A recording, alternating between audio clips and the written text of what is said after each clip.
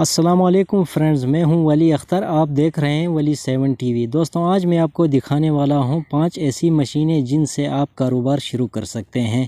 آگے بڑھنے سے پہلے آپ سب دوستوں سے ایک پیاری سی ریکویسٹ ہے کہ ہمارے چینل کو سبسکرائب ضرور کر لینا، کیونکہ ہم ٹیکنالوجی سے ریلیٹڈ ویڈیوز اپلوڈ کرتے ہیں۔ ہمارے لسٹ میں نمبر 5 پہ ہے پلوریزر مشین۔ اس مشین سے آپ موبائل کی LCD کا کام کر سکتے ہیں۔ مثلا موبائل کے پرانے گلاس آسانی سے ریموو کر کے نئے گلاس سیکنڈوں میں لگا سکتے ہیں۔ یہ مشین ان دوستوں کے لیے بہت ہی کارآمد ہے جو موبائل ریپیئرنگ کا کام کرتے ہیں۔ اسے آپ 12,500 روپے میں پرچیز کر سکتے ہیں۔ لنک آپ کو ڈسکرپشن میں مل جائے گی۔ Number 4، cup seller.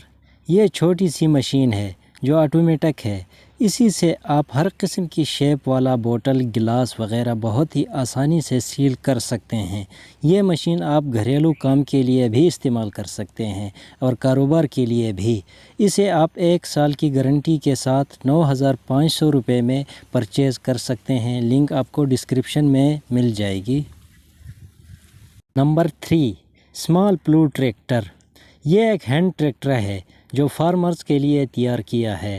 یہ 1 فٹ زمین میں گہرائی تک کھدائی کرتا ہے اور اسے گرینڈ بھی کرتا ہے، اور اس کی خاص بات یہ ہے کہ یہ 55 کلو وزنی ہے اور اس میں لو گیئر کا سسٹم بھی ان بلڈ ہے، اور اس کی قیمت ہے 44,800 روپے 1 سال گارنٹی کے ساتھ۔ اگر آپ اسے خریدنا چاہتے ہیں تو لنک ڈسکرپشن میں دی ہوئی ہے۔ Number 2، A4 فلٹ bat. یہ بھی آٹومیٹک مشین ہے۔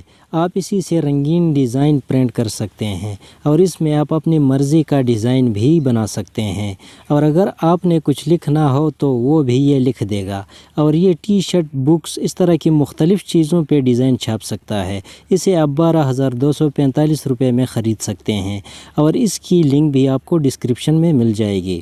بڑھتے ہیں اپنے آخری اور زبردست مشین کی طرف۔ Oil extraction machine. اس مشین کو چلانا بہت ہی ایزی ہے کیونکہ یہ بھی آٹومیٹک مشین ہے۔